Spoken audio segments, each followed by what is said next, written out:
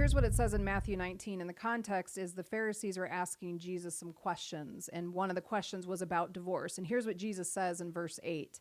Moses permitted divorce only as a concession to your hard hearts, but it was not what God had originally intended.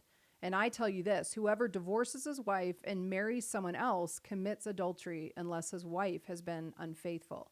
Now, there are a lot of views on divorce and remarriage, what's allowed, what's not allowed. We're not going to get into that today, but I think we can all see from Jesus's word here in Matthew 19 that he says that it was not how God originally intended it. Divorce is not meant to be the end result of a marriage. In fact, if you go to verse 3 in this chapter, when the Pharisees first asked the question, Jesus' response was to refer back to Genesis chapter 2. In verse 5, he says, "This explains why a man leaves his father and mother and is joined to his wife, and the two are united into one." So Jesus is appealing to a greater principle when it comes to divorce and remarriage. Marriage in God's eyes isn't just something that you do in front of the court. It's not just a societal institution. It was God's idea, and because of that, he hates divorce. Now, for some of you couples out there, maybe you've had a lot of conflict in your marriage, and maybe one of you have threatened divorce. Maybe you've just thought it in your heart and haven't said it out loud.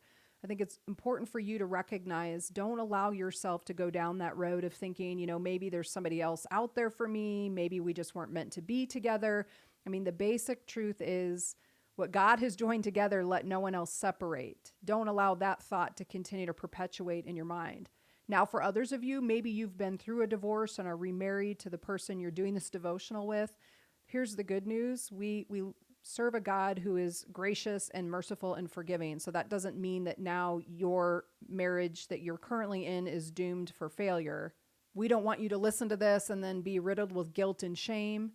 But what we want is for couples to really take their marriage commitment seriously. And so in this marriage, at this time, that you are committed to one another, and that when you have issues, you're willing to work through it and fight for something healthy. Because in spite of the statistics, divorce was never God's plan for marriage. Now, you're ready to read Matthew 19 for yourself. I encourage you to dig into that whole chapter. It's really good.